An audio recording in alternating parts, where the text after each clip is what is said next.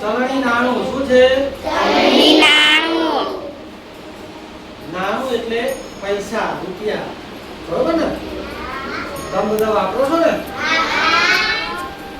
ક્યાં ક્યાં વાપરો તમે પૈસા? દુકાને, પછી મેરામ, પછી હે ખેડા બધા વાપરે છે. બજારમાં, પછી આપણે કોઈ પણ વસ્તુ લેવી હોય બરોબર ને તો આપણે સામે શું આપવું પડે છે?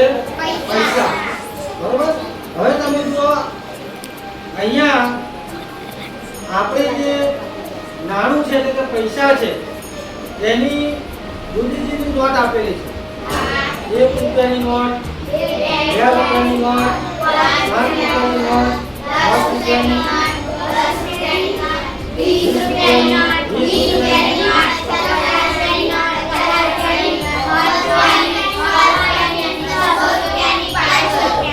અને નીચે કેટલા સિક્કા છે? 50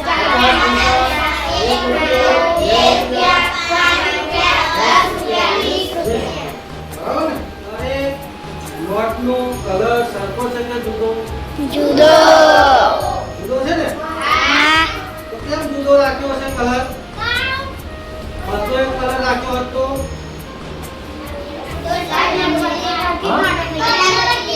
અદલા બદલી થઈ જાય. ખબર ના પડે. Very good. એટલે કલર જુદો એટલા માટે રાખ્યો છે કે આપણને ખીચામાં બહાર કાઢીએ અથવા કોઈના હાથમાં કે ગમે તેવા પૈસા જોઈએ એટલે આપણને એનો કલર જોઈને ખબર પડી જાય કે આ 50 રૂપિયાની નોટ છે, આ 20 રૂપિયાની નોટ છે, આ 100 રૂપિયાની નોટ છે. બરાબર ને? ઝડપથી આપણે એને ઓળખી શકીએ. હવે તમે જુઓ બધી નોટોનો કલર તો જુદો છે પણ એની લંબાઈ પહોળાઈ એટલે કે સાઈઝ પણ જુદી છે. સાઈઝ પણ કેવી છે? 5 રૂપિયાની નોટ લો અને 500 રૂપિયાની નોટ લો, બંનેની સાઈઝ સરખી હોય છે? હે? આ કેટલા રૂપિયાની નોટ છે? 500. હવે આ કેટલા રૂપિયાની નોટ છે? આ કેટલા રૂપિયાની નોટ છે? 20. હવે તમે જુઓ બધી નોટના કલર જુદા છે. બધી નોટની સાઈઝ જુદી છે એટલે લંબાઈ પહોળાઈ જુદી છે.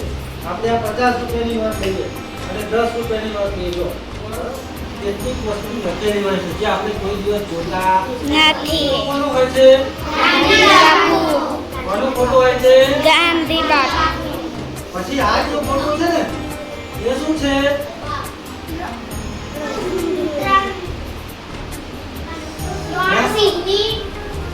એ આપણું રાષ્ટ્રીય પ્રતીક છે. શું છે આપણું રાષ્ટ્રીય પ્રતીક છે? એ 3 સિંહ દેખાય છે પણ હકીકતમાં 4 છે. એ પાછળ હોય ને એ પાછળની બાજુ હોય ને હા. 4 સિંહની બરોબર ને સિક્કા તો રહ્યા. બરોબર. હવે બીજું શું છે અહીંયા? નોટનો નંબર છે. છે દરેક નોટ ઉપર નંબર. બીજું શું લખેલું છે? અહીંયા આંકડામાં 10, અહીંયા 10, અહીંયા હિન્દીમાં તો ભારતીય રિઝર્વ બેંક. આ નોટને કોણ છાપે છે? આપણા ભારતની મોટી બેંક છે સરકારની RBI, ભારતીય રિઝર્વ બેંક. બરોબર. આ નોટ કે ગમે તે છાપી શકે. ભારતની જુદી જુદી ભાષામાં કેટલી બધી ભાષામાં એ 10 રૂપિયા લખી છે. લગભગ 10 કરતા વધારે ભાષામાં 10 રૂપિયા એવું લખ્યું છે. હવે અહીંયા પાછળ દરેક નોટની પાછળ કોઈ એક ચિત્ર હોય છે. તો દરેક નોટમાં ચિત્ર જુદું જુદું છે. બરોબર ને? હવે ચિત્ર શેનું છે એ અહીંયા લખેલું હોય છે નીચે હિન્દીમાં. જોજો બરાબર. અને આ ચિત્ર તો આપણું રાષ્ટ્રીય પ્રાણી, આ ચિત્ર આપણા રાષ્ટ્રીય પ્રાણી વાઘનું છે. બરોબર. એટલે જુઓ પૈસા આપણે રોજ વાપરીએ છીએ, નોટ આપણે જોઈએ છીએ પણ આ નોટની ઉપર કયા કયા ચિત્રો છે શું લખ્યું છે એ બધું આપણે ક્યારે ધ્યાનથી જોતા નથી. ચલણી નાણું છે જુદી જુદી નોટો છે, બરાબર? એના માટે આ રૂપિયાનું ચિહ્ન છે, બરાબર? આ શું છે? રૂપિયાનું ચિહ્ન. આપણે 10 રૂપિયા લખવા હોય તો 10 લખીને આપણે પાછળ આવું ચિહ્ન કરવાનું હોય છે. આપણે ગુજરાતીમાં રૂ લખીએ છીએ, રૂ લખીને તો અથવા તો આખું લખીએ છીએ 10 રૂપિયા, બરાબર ને? પણ એને બતાવવા માટેનું આ શું છે? ચિહ્ન. હવે આ જે નોટો છે એનો ઉપયોગ કરીને કેટલા પૈસામાં આપણે કઈ કઈ નોટ આપવી પડે એની આપણને ખબર પડવી જોઈએ. ચલો, મારે કોઈને 20 રૂપિયા આવવા છે. કેટલા? તો હું કઈ કઈ નોટો આપી શકું? મારે કોઈને કેટલા રૂપિયા આપ્યા છે? 20 રૂપિયા આવવા છે. તો હું કઈ કઈ નોટો આપું તો 20 રૂપિયા થાય? કઈ કઈ નોટ અપાય? 2 10 ની. વેરી ગુડ, તાળી પાડો. 2 10 ની નોટ આપો તો કેટલા રૂપિયા થાય? 20. બીજી કઈ રીતે અપાય 20 રૂપિયા? Very good. 4 5 5 ની નોટ અથવા 4 5 5 ના સિક્કા આપીએ એટલે કેટલા રૂપિયા થાય? 5 રૂપિયાની અવધિ કેટલી નોટ થાય? 4 નોટ આપો એટલે કેટલા રૂપિયા થાય? 20 રૂપિયા.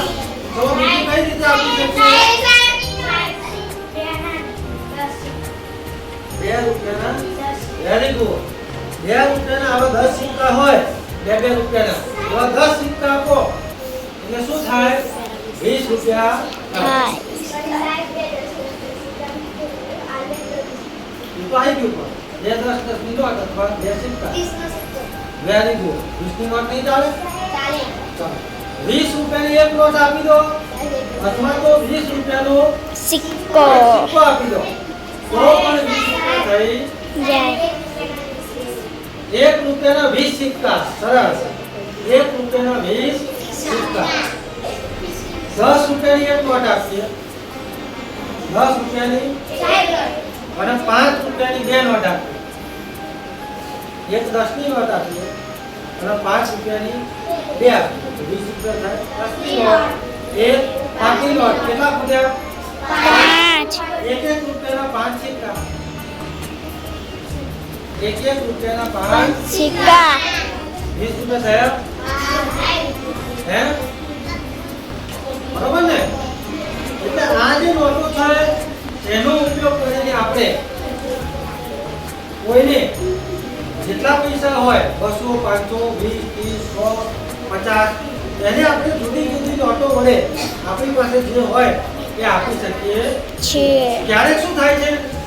તમે બજારમાં વસ્તુ લેવા 1 રૂપિયાની વસ્તુ લીધી. કેટલા રૂપિયાની?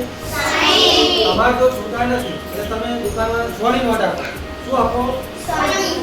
તમે વસ્તુ લીધી 60 અને તમે નોટ આપી 100 ની. તો એ શું થશે પછી? દુકાનવાળો તમને પાછા આપશે ને? હા. કેટલા પાછા આપશે?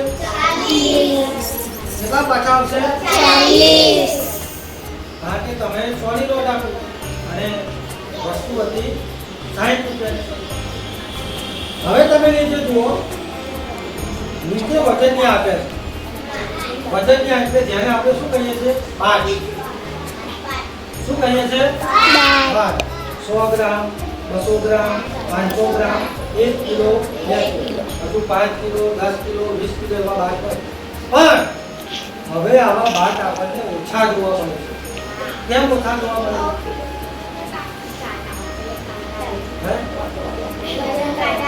હા, વજન કાંટા આવી ગયા. પણ કેવા એ કાંટા કેવા કહેવાય? ઇલેક્ટ્રિક વજન કાંટા. કેવો? ઇલેક્ટ્રિક. ઇલેક્ટ્રિક. એ બધું ક્યાં તમે જાઓ તો હજુ આવા બાર જોવા મળે છે. પણ મોટે ભાગે હવે ઇલેક્ટ્રિક વજન કાંટો આપણે પેલું વજન માપીએ, તમે ઉભા રહો એટલે કેવો નંબર બતાવી દે.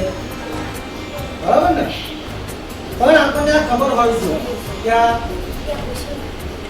100 ગ્રામ બાટ છે, આ 200 ગ્રામ છે, આ 500 ગ્રામ છે, 1 કિલો છે, 2 કિલો, પછી 5 કિલો હોય, 10 કિલો હોય, બરાબર?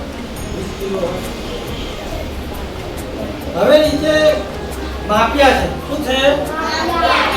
હવે જો 100 મિલી 200 મિલી 500 મિલી 1000 મિલી એટલે 1 લીટર 500 મિલી 1 લીટર 2 લીટર અને આવા માપનનો ઉપયોગ હજુ થાય છે. તમે દૂધ ભરવા જાઓ દૂધ ભરવા જાવ છો બરાબર ને એટલે શું થાય છે જુદા જુદા માપ્યા હોય છે ને 1 લીટર 500 2 લીટર 200 ગ્રામ માપ્યાનું દૂધ રેડાવવાનું પછી એનાથી ખબર પડે કે આ દૂધ 1 લીટર છે 2 લીટર છે